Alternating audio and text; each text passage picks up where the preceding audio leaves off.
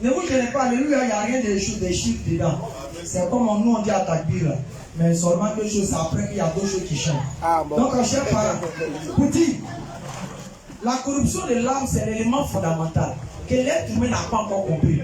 Que souvent même le musulman comme le chrétien ne comprend pas. Et Dieu en a parlé. Non. Dans la Bible comme dans le Coran. Et on vous a orienté sur un passage de Deutéronome où Dieu dit: n'allez pas corrompre vos âmes en vous faisant. Donc la corruption de l'âme réside au fait de pouvoir quoi? Imaginer, faire une image de Dieu ou bien une représentation de Dieu. C'est pour ça qu'elle a dit à la Surah 17, le verset 39, Mohammed sallallahu alayhi wa sallam n'assigne point Allah d'autres divinités. Sinon tu te trouveras blâmé et repoussé et on va te jeter en enfer. Ça, il n'y a pas de débat de ça. Dieu ne joue pas à ce principe-là. Le fait de lui donner des images, mais des égaux. C'est pour cela qu'en islam, nous sommes fiers et heureux de dire: nous n'avons pas un Dieu qui est blanc. Nous n'avons pas un Dieu qui a une figure. Nous n'avons pas un Dieu qui ressemble à ceci, à cela. Nous n'avons pas un Dieu qui a une couleur. Nous n'avons pas un Dieu qui a un aspect. Mais nous avons un Dieu qui est invisible. Et les gens vont loin même pour dire: mais attends, votre Dieu, le Dieu qu'on ne voit pas là, c'est pas un vrai Dieu. Nous, on ne peut pas croire en lui. Non.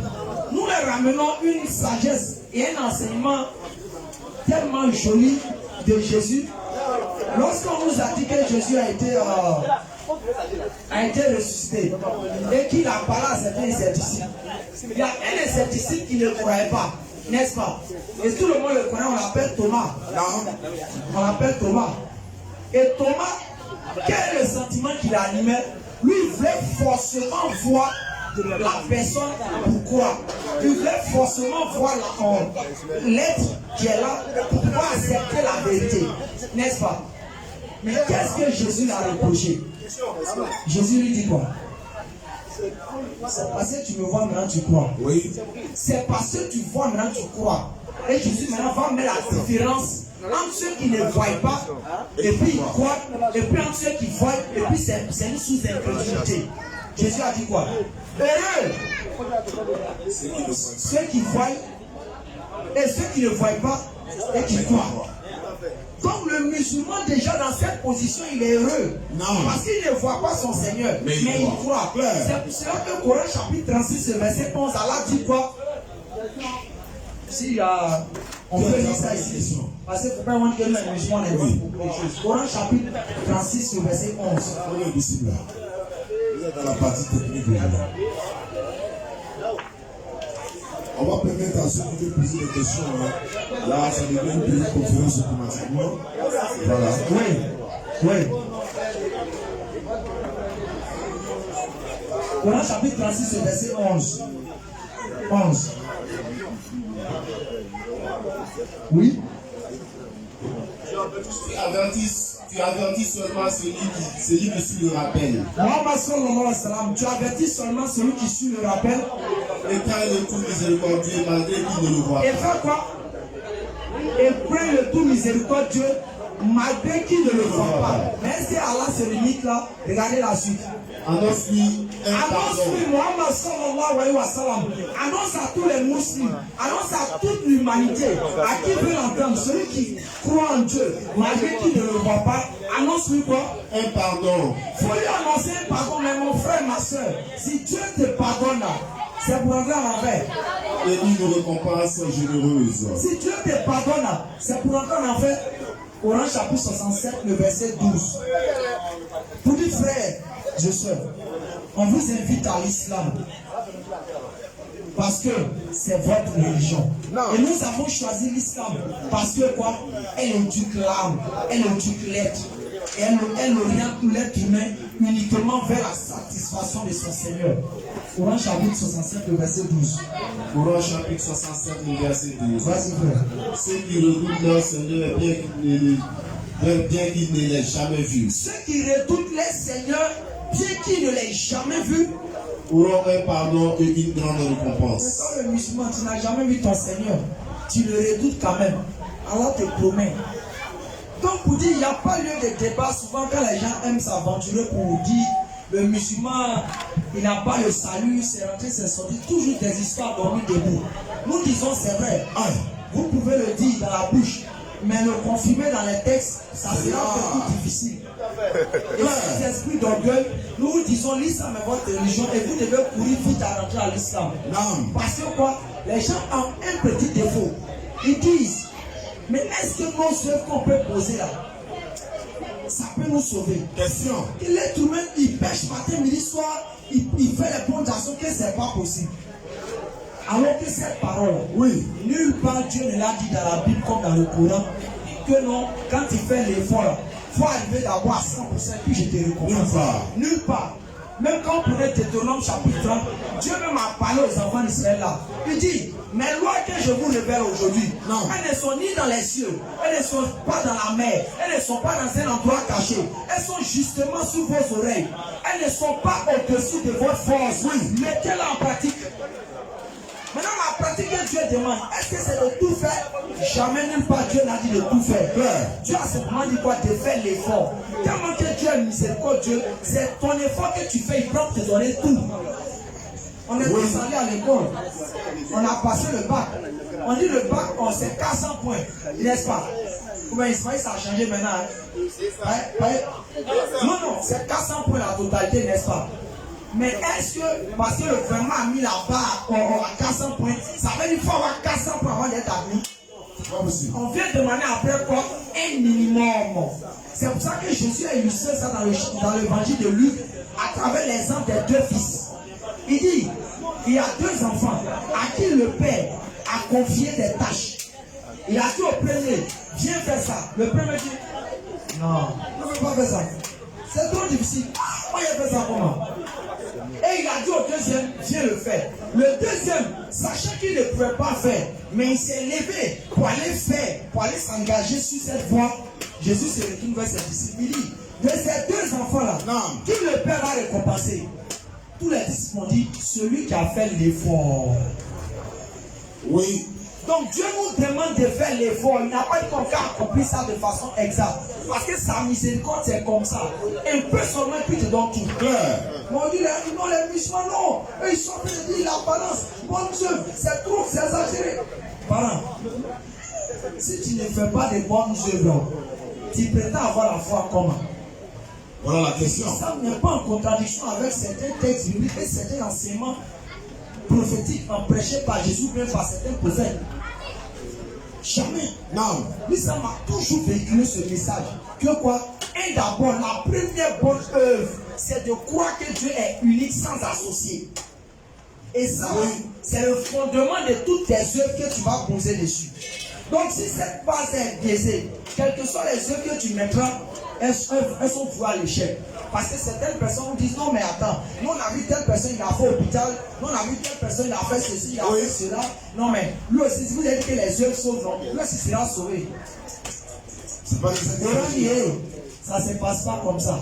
Allah dit, ceux qui font le bien, qui font les bonnes actions, en étant croyants, croire quoi? Oui, en qui? Pour que ces œuvres puissent être une bonne action. C'est ici qu'Allah a défini l'action des mécréants à la sourate 24, je crois que le verset 41 par là. Il dit, l'action des mécréants est comme quelqu'un qui se trouve dans un endroit où il fait très chaud. Oui. Et de loin, il a l'impression de voir de l'eau. Le mirage. Et lorsqu'il s'aventure, au fur et à mesure qu'il arrive, il se rend compte qu'il n'y a pas de l'eau. Et il se voit trompé, il se voit qu'il a échoué. Il dit c'est comme ça l'action des mécréants. Qui veut dire quoi? Le mécréant, lui, quand il pose des actions selon lui, non, il n'y a rien, Dieu va me là, Dieu va me donner. Mais quand il va arriver là-bas à Kiyama, il va se rendre compte que l'espoir qu'il avait nourri était son mirage qui vivait sur terre. Ça veut dire quoi? C'est une illusion. Pour dire quoi? La base d'abord, c'est de croire que Dieu est unique. C'est suffisant d'abord. En même temps, où ça, on débouche par là, il y a quelqu'un qui a dit non, dans le livre de Jacques. Non. On dit, tu crois que Dieu, il y a un seul Dieu, tu le fais bien. Même les démons aussi le croient en cela. Donc il dit, même le diable croit en ça. Oui, le diable croit en ça, mais il ne se soumet pas à ça. Le diable croit en ça, mais il ne se soumet pas à ça. Et quand le Bible, c'est deux choses différentes. Il croit en ça, mais il ne se soumet pas à ça. Parce que s'il se soumettait à ça, est-ce qu'il allait dire quelque chose Iblis est son patron? C'est pas possible. Est-ce qu'il allait obéir aux ordres d'Iblis par rapport à faire la désobéissance à Dieu? Donc il faut d'abord croire, reconnaître et l'appliquer. C'est pour cela que même dans le passage que Jésus a donné dans Marc 12, là-bas, la soumission est véhiculée. Oui. Il a dit quoi? Écoute Israël. Le Seigneur notre Dieu est lui Seigneur.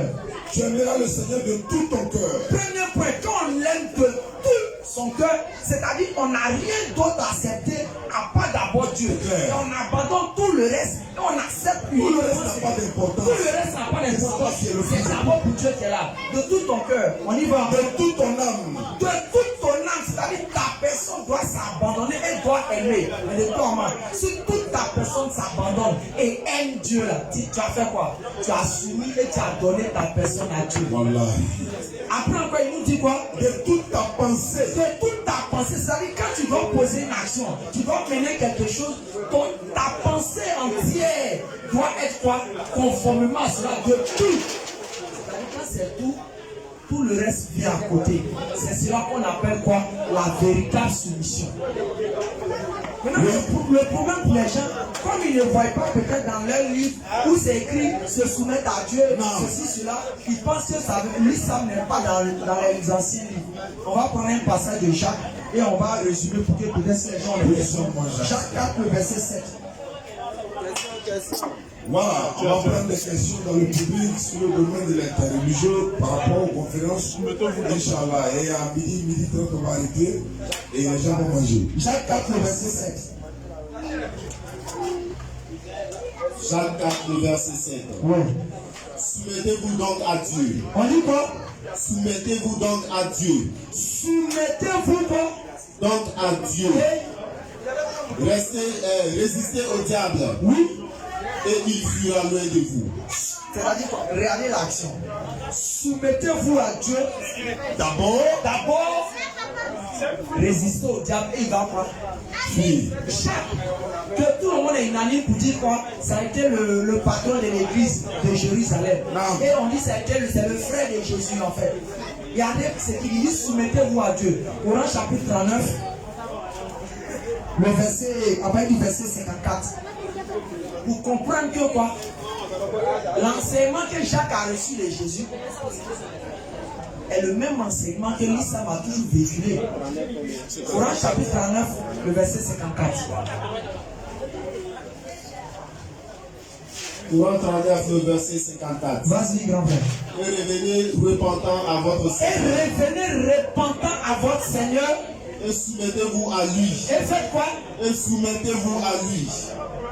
Jacques qui a été le disciple, on dit bien qu'il a vu Jésus, qui a mangé Jésus, qui a dormi à lui. La Bible nous dit quoi? Celui qui a vu son témoignage est. Jacques invite les gens à se soumettre à Dieu. Supposons, prenez les Bibles arabes et puis remplacez le mot là dans tout corps, la version arabe. C'est l'islam. Vous allez voir, vous serez dépassé. Alors qu'on sait que dans l'humanité, les Libanais, beaucoup de Libanais sont des chrétiens. Oui. La première ville chrétienne là, que le monde a connue, c'est Antioche, Syrie. L'Antioche, Syrie que vous connaissez. Oui.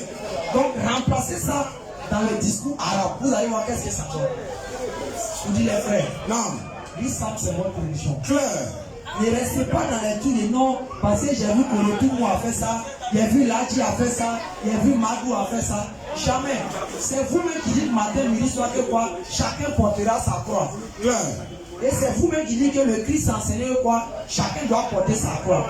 Donc c'est pas à cause de Madou, c'est pas à cause de Ladji, c'est pas à cause de Kolotou que soit peut-être tu as dit je ne crois pas, mais je vais croire. Il faut simplement quoi, se confier au Saint-Coran, s'aventurer dans ce qu'il ça nous enseigne. Oui, chers frères et sœurs, si nous avons offensé, et si nous avons dit des propos, loin de là tout esprit, La main sur le cœur. vous vexer, mais c'est simplement pour vous interpeller. Car la vie est très courte. Elle est très courte. Non. De la même façon que nous avons eu une naissance aujourd'hui, c'est de la même façon que nous avons un décès quelque part. Voilà. C'est de la même façon que nous aurons des naissances dans les jours à venir. C'est de la même façon que nous aurons des décès quelque part. C'est clair. Et Allah nous rappelle sans cesse pour nous dire que nous sommes comme des gens qui sont dans un restaurant en train de manger, quelle que soit la quantité d'argent que nous avons dans notre poche pour le restaurant, quels que soient les milliards que nous avons dans notre poche pour le restaurant, quelle que soit l'autorité que nous avons dans le restaurant, nous finissons toujours par laisser la nourriture et rentrer. C'est ainsi que la vie d'ici-bas est un restaurant pour chacun d'entre nous et que nous consommons à un moment donné et que nous allons laisser tôt ou tard. Pour dire, si qu'Allah nous bénisse, nous guide dans le droit chemin. Assalamu alaikum wa rahmatullahi wa barakatuh. Wa alaikum salam wa rahmatullahi wa barakatuh. Merci beaucoup, chers frères. Alhamdulillah, c'est ça l'islam. L'islam, révélation. On va donner la parole à ceux qui voudront bien poser des questions. Et il va aussi permettre, on va permettre aux gens aussi de se respirer, Inch'Allah. Voilà, ok. Le doyen, une question à poser, bismillah. Toutes les questions sont les bienvenues. Alors, je voulais savoir entre la Kaaba et puis la pierre noire, laquelle monument-là a plus de valeur dans le musulman. Et puis, quelle est l'origine de la pierre noire? Pourquoi elle se retrouve là? Et quelle est sa valeur dans les yeux des musulmans? Parce que j'entends la Kaaba, mais j'entends aussi qu'à l'intérieur, il y a une pierre noire. Comment elle s'est retrouvée là? Et pourquoi elle est là? Et quels sont ses avantages? Alhamdulillah, quand on donne la bonne compréhension, nous savons que la Kaaba a été construite par Ibrahim alayhi salam et son fils Ismaël. Et elle a aussi peut-être dit reconstruire, parce qu'il y a une petite divergence. Non, c'est Adam alayhi salam qui a fait la fondation et Abraham alayhi salam a remonté les assises maintenant. Maintenant, la Kaaba, Allah dit dans le Coran, Sourate 3, verset 96. C'est la première maison qui a été édifiée pour les gens sur la terre, où Allah a été adoré. La Kaaba, la première maison qui a été édifiée sur la terre. Béni et une bonne direction pour l'univers. Ça, c'est pour la Kaaba. Parce qu'à l'époque, alayhi salatu wassalam, lui, il est venu nous enseigner qu'il y avait des idoles qui étaient adorées dans la Kaaba. Il y avait près de 300 et quelques idoles, mais ce n'étaient pas les musulmans qui les adoraient, mais c'était les polythéistes à l'époque. Lorsque lui arrive, il interdit l'adoration des idoles, de se retourner vers un seul Dieu, et ils ont cassé toutes ces divinités païennes-là qui étaient dans la Kaaba, pour maintenant proposer l'islam et enseigner l'islam. Et les gens qui ont accepté d'embrasser l'islam sont quittés le polythéisme pour se retourner vers Allah. Maintenant, je vais laisser la pierre noire à mon frère et grand le blesse ici, mon frère. On fait comment? Premièrement, d'abord, concernant la pierre noire, il y a une question de divergence. D'accord? Certains savants disent la pierre noire a été mise là par rapport à quoi? La circulation que les gens font. C'est-à-dire que d'autres personnes n'arrivaient pas à se retrouver. Donc la pierre noire est à l'angle de la Kaaba. C'est un point de repère où quand une personne faisait le tour, quand il arrive là, ça lui permet de savoir qu'il a marqué un premier tour, jusqu'à ce qu'il ait fait quoi? Les 7 tours qu'il lui faut.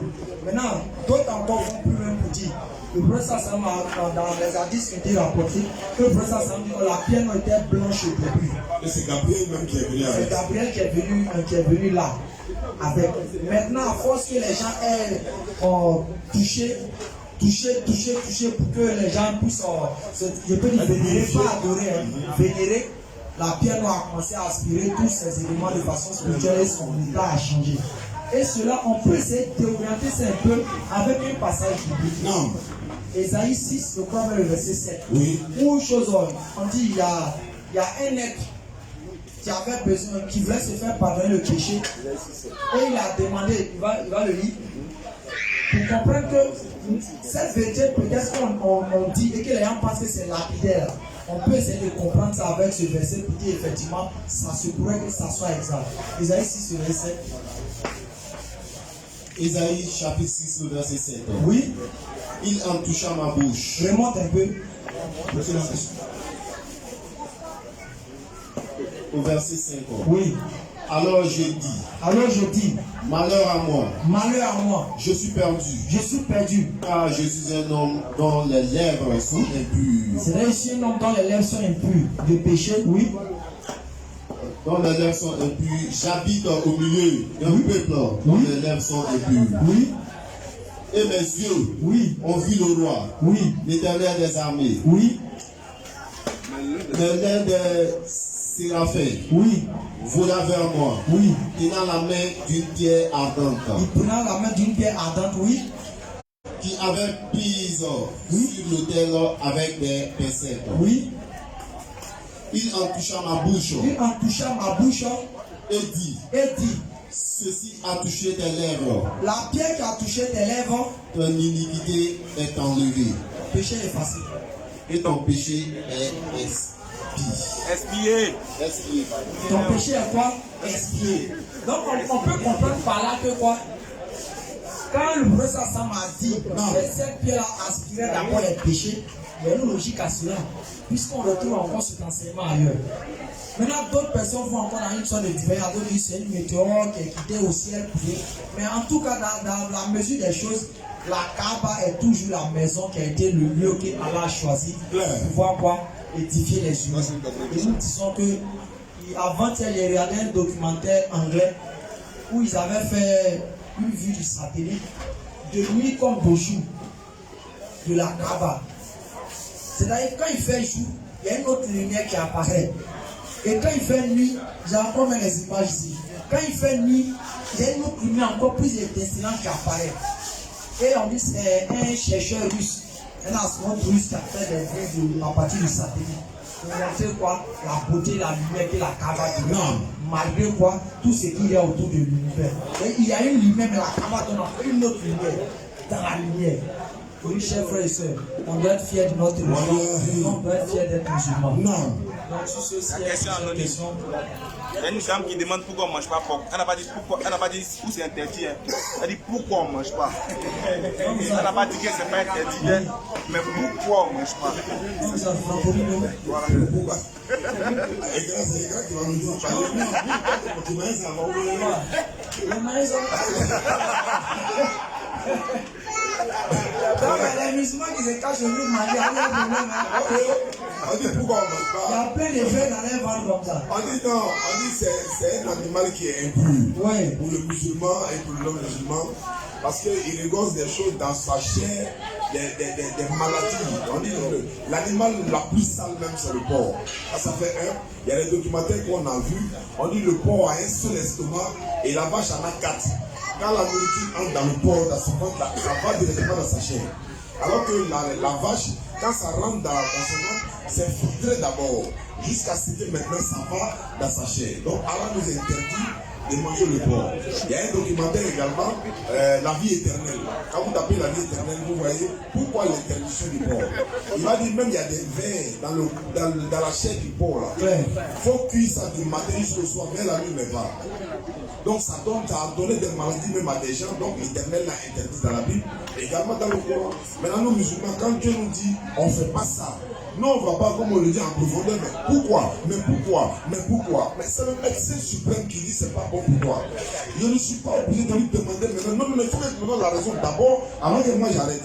Soit j'obéis, soit je n'obéis pas. C'est clair. Donc nous on obéit, on ne mange pas porc. Et quand on était petit, on dit le porc a montré l'eau au prophète, sa pétane n'a pas montré ça, ça n'est pas vrai. Je te dis. Non, ça c'est à cause de ça. c'est comme petit là. Non, mais pendant la nuit, moi c'est ce qu'on m'a dit. Maintenant que c'est qui fait que les musulmans ne mangeaient pas porc. Oui. Ça dit qu'ils sont arrivés les compagnons. Vas-y frère. Dans un endroit où ils avaient soif. Il a envoyé les compagnons d'aller fouiller, regarder, il n'y a rien. Ils sont allés s'asseoir, ils ont vu porc qui était un peu sale là-bas, et la bouche, on a vu le porc, il est dans un coin d'eau, ils ont pas sur le porc là, ils ont vu le porc dans l'eau, il a naché.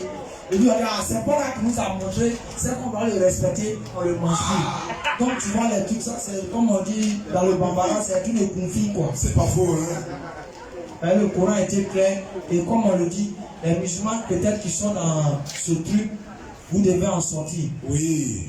Parce que bien que nous on était dedans, on est sorti aujourd'hui, ça n'a rien changé. Vraiment. C'est-à-dire on n'est pas mort, on n'a pas perdu notre valeur.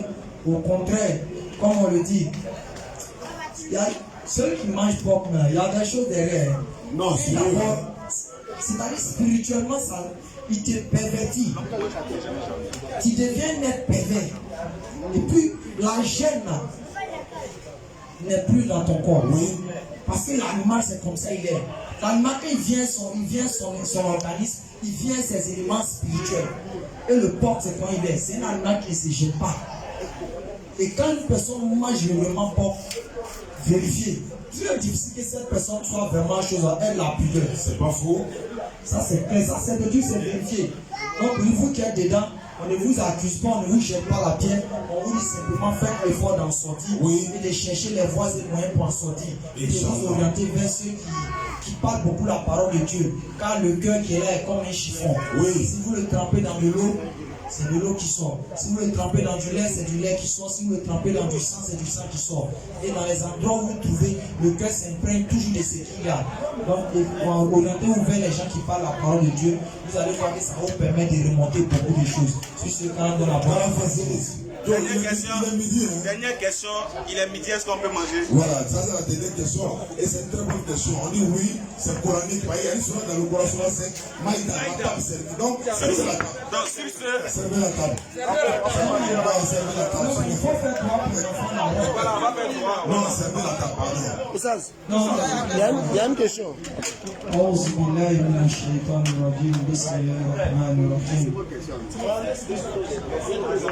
لا إله إلا أنت سبحانك إني كنت من الظالمين لا إله إلا أنت سبحانك إني كنت من الظالمين لا إله إلا أنت سبحانك إني كنت من الظالمين لا إله إلا أنت سبحانك إني كنت من الظالمين لا إله إلا أنت سبحانك إني كنت من الظالمين لا إله إلا أنت سبحانك إني كنت من الظالمين اللهم صل على سيدنا محمد وعلى محمد كما صليت على إبراهيم وعلى إبراهيم وبارك على محمد وعلى محمد كما باركت على إبراهيم وعلى إبراهيم في العالمين إنك حميد مجيد الله لا إله إلا هو الحي القيوم لا تأخذه سنة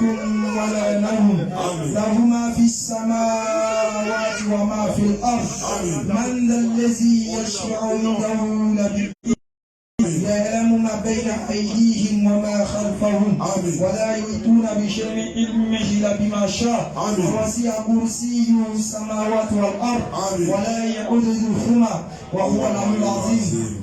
Comme on dit, cette partie-là, prenez l'intention, c'est le doigt mousse. C'est un verset coranique. Ce verset coranique en français, on dit Allah est le tout. والصلاة والسلام على المرسلين والحمد لله رب العالمين. الفاتحة.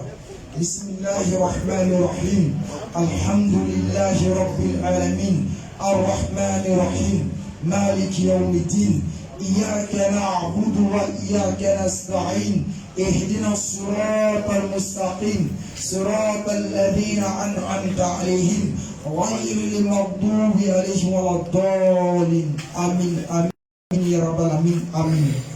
Bon, comme lui n'est pas encore cuit et qu'il y a d'autres conférenciers qui viennent d'arriver, ça va se savoir. Il se met la caille et puis à son bar. Il est midi, mais manger n'est pas encore cuit. C'est pas encore cuit.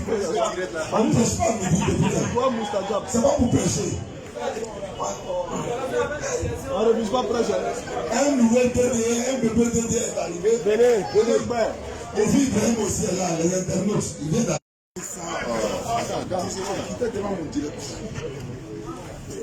Comme tu insistes, on se lève à 5h du matin. Pour prendre les restes en boulot. Voilà, donc nous, avec moi et mon frère Aston Ba, lui c'est un gourou. Bon, il n'y a pas alliance entre nous, mais c'est pas grave. Bon, nous avons un message à leur amener. Son message n'est rien d'autre que La ilaha illallah Muhammad Rasulullah. À part ça, il n'y a pas un message qui est plus intéressant, qui sera plus éloquent, qui sera plus compréhensif que celui-ci.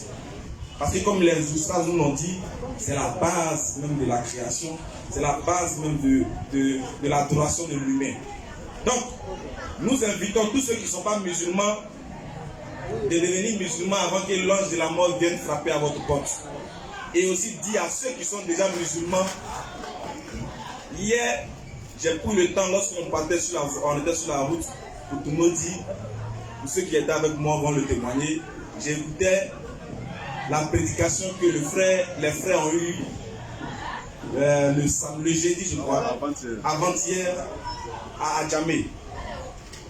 Et le frère Ekra Lopez est en train de développer des thèmes qui nous ont vraiment émerveillés au cours du chemin. Et parmi ces thèmes, et parmi les mots qu'il a employés, dans son développement, il nous parlait un peu du jour de la résurrection. Et il nous parlait aussi de comment est-ce que ça se manifeste et comment est-ce que nous serons au jour de la résurrection. Et il est en train de nous montrer aussi quelle était la divinité qu'on devait adorer. Et nous avons compris une chose, c'est que il n'y a pas plus, pour parachever ou pour paraphraser ce qu'il a dit, il dit le musulman ne doute pas de son salut. Et affaire de Inch'Allah. Non, il n'y en a pas. En fait, c'est par humilité quoi. Sinon, il y aurait la salut. Nous, on doit dire un musulman ne paie pas le salut. Bien sûr. Et vraiment, je suis rentré en profondeur de ce qu'il a dit.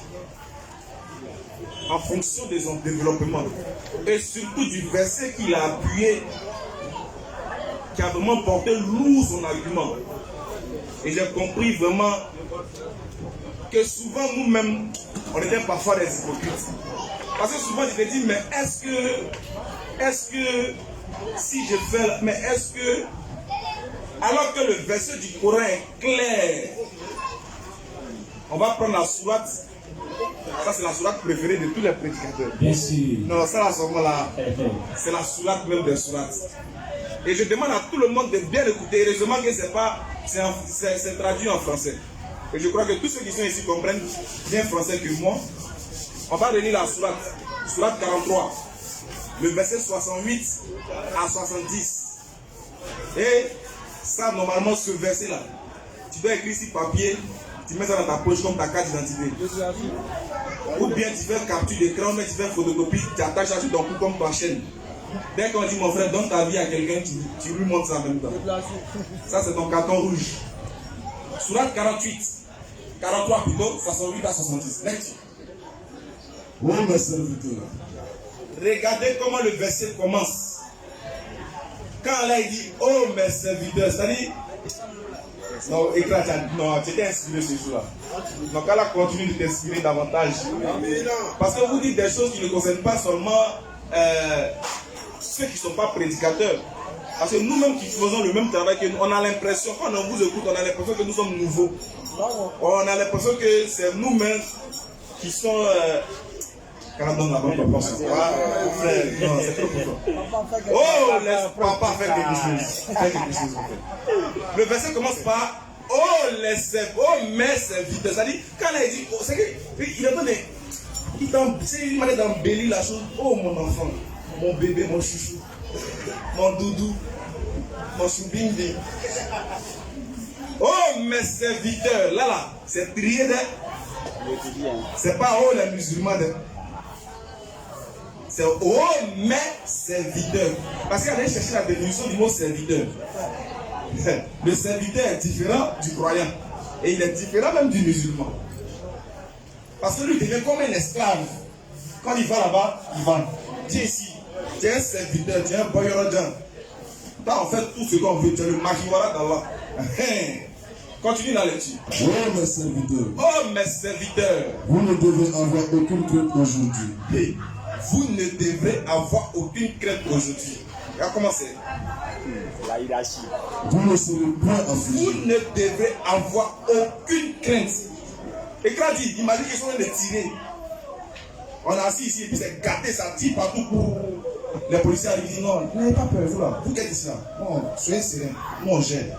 Même si tu avais peur auparavant, mais quand le policier vient te parler sur le champ là, tu peux se lever étage là même. Peut te rassurer. Ton cœur pas plus non, balle là, même ça va passer comment ça va m'avoir. Parce qu'il t'a rassuré sur le champ. Mais Allah, il t'a rassuré depuis 1400 ans. Toi, tu dis, je suis venu dans l'islam, il n'a rien trouvé. Tu ne vas jamais rien trouver. Je te dis. Vous ne devrez avoir aucune crainte aujourd'hui. Il n'a pas dit demain, ou bien bientôt. Il dit, non, aujourd'hui. Vas-y. Vous ne serez point affligés. Mais voilà pourquoi on soucie la terre ici. Parce que déjà, nous-mêmes là, on se donne des afflictions. Ah, il fait chaud. Il doit payer le loyer. C'est chaud quand du mois arrive comme ça, ton cœur bat. Malgré que tu as le jeton, mais tu te demandes est-ce qu'il n'y a pas un autre problème. En fait, on est affligé déjà sur cette terre. Maintenant encore, on va mourir encore dans le tombe là, on serait affligé encore.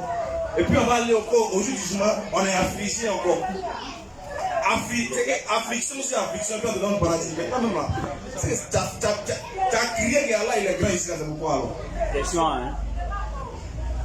Donc il dit d'abord, tu ne seras point affligé. Point d'affliction pour toi. C'est-à-dire que dès que toi tu meurs là, c'est comme si il y a climatisé dans ta tombe. Ça te souffle comme ça. Mon frère, mon petit, tu as trop souffert sur la terre, laisse. Nous on fait ton appel à vous aujourd'hui là.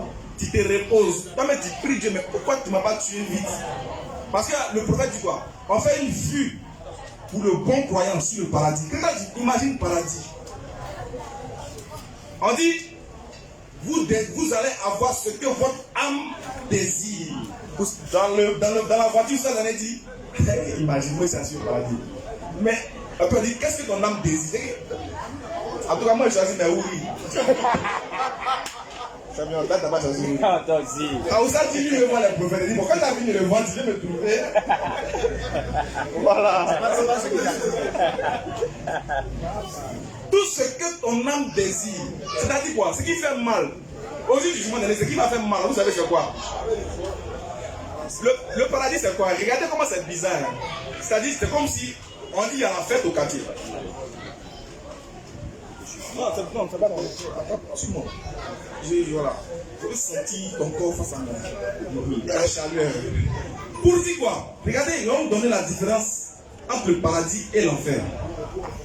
Allah, il a dit dans le Coran, soit 45, 47, 15. C'est-à-dire quoi? Regardez comment ça fait mal les refrains. On dit on organise une fête au quartier. Il y a toutes sortes de nourriture. Parce qu'on a tué 3 moutons avec les tentables. Et puis on dépose ça sur les tables. Tout le quartier est bien sapé. Tout le monde s'est fêté. Tout le monde est invité à la fête. Toi, tu t'es sapé, tu arrives. On te fait rentrer dans la fête. Tu vois la nourriture placée. Au moment où tu t'apprêtes à goûter, on te fait sortir. On dit sort. Voilà, on va commencer. Imagine comment tu seras. Ah, c'est toi qui as venu me dire sortir là. Vraiment, il faut t'apprêter. Tu m'as montré les bioconscients, les akoumé, les dokou. Au moment où il m'apprête à goûter, il dit non, sort. C'est comme ça. On te montre une vue du paradis. Et puis quand tu es en fait, tu vois le paradis. Tu dis, ah, donc c'est là-bas, je serai. Par contre, toi qui es au paradis, qui est en train de chauffer, tu es content. On te montre aussi un enfer là-bas. Les roucascas désordonnés qu'ils ont fait sur la terre là. Il y a son spirituel là-bas aussi. On dit la plus petite souffrance. Ce gars-là, lui, il a les braises en bas de ses pieds. Et ces braises-là bougent son cerveau.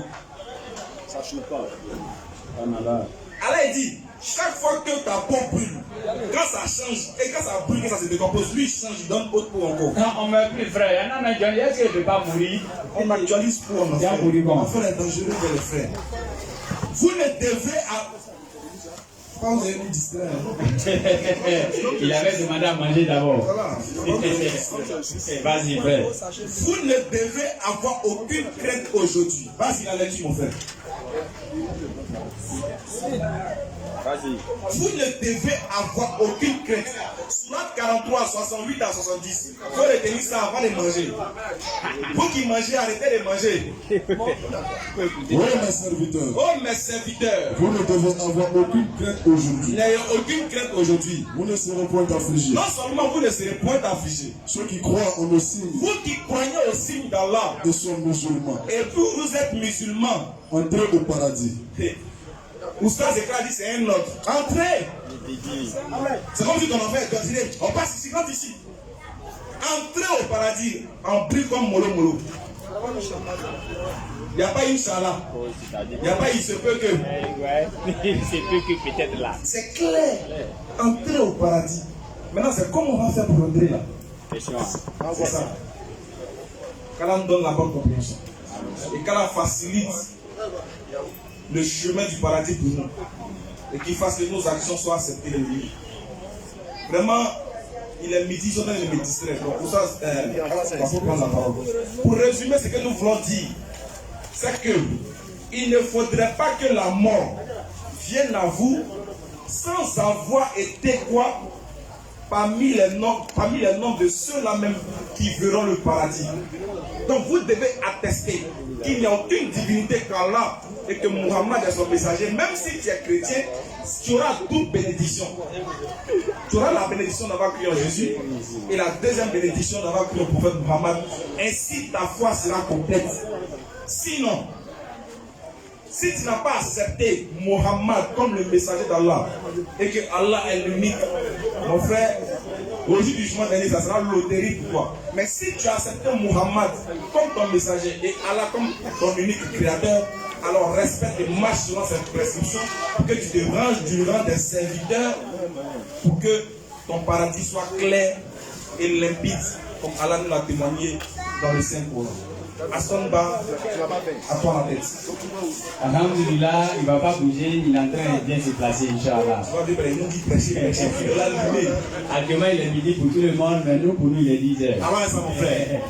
Qu'Allah donne la bonne compréhension. Amin. Qu'Allah il fasse que nous sommes des maisons plus sincères. Amin. Alhamdulillah, les Oussas ont déjà presque tout dit, nous n'avons rien à dire encore.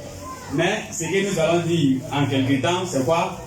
C'est que les Oussas, ils ont montré que le musulman, c'est-à-dire sa place même après la mort, c'est le paradis. Et ils ont donné des versets. Non. Ils ont montré, ils ont fait la démonstration sur Jésus ici. Et ça, c'est notre travail. Non. Il faut nous demander comment Jésus est. On te demander où il dort. Vous comprenez? Et les choses ont fini de montrer ici. Non. Ce que nous allons dire rapidement, c'est que quoi?